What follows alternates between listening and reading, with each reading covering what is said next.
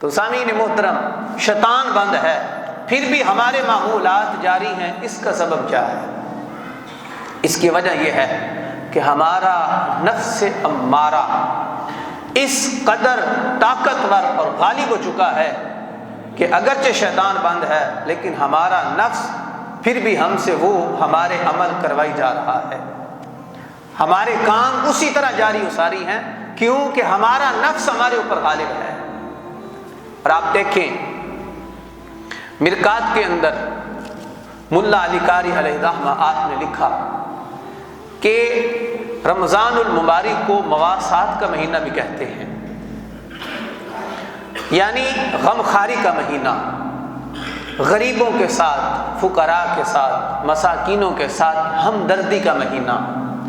اور حضرت یوسف علیہ السلام کی قوم پر جب اللہ کا قحط نازل ہوا تو حضرت یوسف علیہ السلام ان ایام کے اندر پیٹ بھر کر کھانا نہیں تناول فرماتے تھے۔ کیوں؟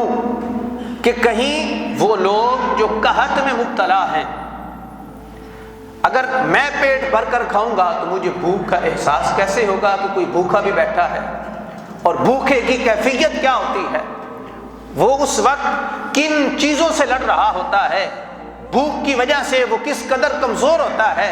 اور پھر جو شیطان ہے وہ اس کو رب سے دور کرتا ہے۔ جب انسان کا کاروبار نہ چل رہا ہو اور بیوی بچے بھی بھوکے ہوں اور پھر بندہ ایمان پر قائم رہے، پتہ تو تب چلتا ہے نا، اب سب کچھ ہو، بندہ بڑی خوشی خوشی نمازیں بھی پڑھتا ہے، سب کچھ کر لیتا ہے، لیکن جب سب کچھ چھن چکا ہو اور آگے کوئی راستہ بھی نظر نہ آ رہا ہو، اور پھر بندہ اسی طرح اگر موقع ملے تو بندہ رشوت نہ لے، پھر ایمان کا پتہ چلتا ہے۔ پھر بندہ دودھ میں پانی نہ ملائے، تب پتہ چلتا ہے ایمان کا۔ اسی طرح سامعین محترم، یہ رمضان المبارک کا جو مہینہ آتا ہے یہ مساوات کا مہینہ ہے۔ ہمارے معمولات کیا ہوتے ہیں؟ ہمارے معمولات یہ ہوتے ہیں کہ ہم نے صبح کے وقت پیٹ بھر کر سحری کی، اور پھر جب ظہر کا وقت ہوتا ہے ہم اپنی افطاری کا جو ہے بڑے شاندار انداز کے ساتھ اہتمام کرتے ہیں کہ آج شام کو ہم افطاری کریں گے۔ پھر ہم نے پیٹ بھر کر افطاری کی۔ ہمیں جس طرف ہمیں جانا چاہیے تھا کہ ایک رمضان کا مہینہ آتا ہے، ہم تو پورا سال پیٹ بھر کر کھاتے ہیں، اور وہ لوگ جنہیں ایک وقت کا کھانا میسر نہیں، ان کا احساس تو ہمارے دلوں میں بیدار نہ ہوا، ان کی طرف تو ہم مائل نہ ہوئے۔ ہم تو اسی طرح پہلے ہم 3 ٹائم کھاتے تھے، اب ہم نے 2 وقت کا کھانا شروع کر دیا، اور وہ جو 1 وقت کا بیچ میں ہم چھوڑ رہے ہیں اس کو صبح شام میں ڈیوائیڈ کر کے ہم نے وہ بھی پورا کر لیا۔